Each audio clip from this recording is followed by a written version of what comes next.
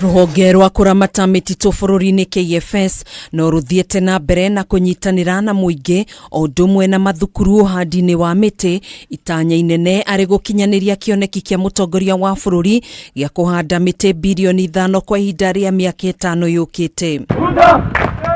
Mwena wa Thika kaunti-ini ya Kiambu, ruhonge rwa KFS ni runyitanire na ruhonge rwa igoti o ũndũ ũmwe na thukuru wa sekondari wa Chania uhandi-ini wa miti na kuria matanyite gukorwo mahandite miti 15,000 mbere ya thukuru ihingĩtwo kuona arutwo nĩo magukorwo magikuruhanio. Twahanda miti 3,000 na ĩyo no kwambĩrĩria tu ni tukuhanda miti ĩngĩ mĩingĩ. The judiciary nationwide is celebrating the National Child Service Month, and as you can see, we are here with the students as well, showing them how to conserve the environment.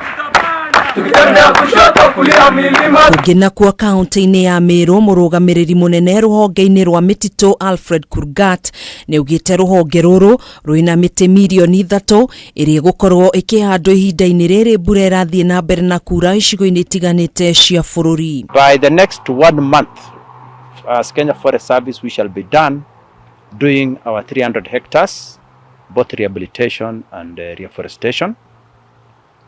We have surplus seedlings as Kenya Forest Service and other stakeholders to be issued to farmers on farmland. Kurgat ni ongereire kuga uhandi wa miti ni ucangagira hanene hari kugacirithia maria maturigicĩirie na guteithĩrĩria kung'ethanĩra na ucenjia wa rĩera. Planting in those areas where Kenya Forest Service is doing rehabilitation or reforestation, communities are there.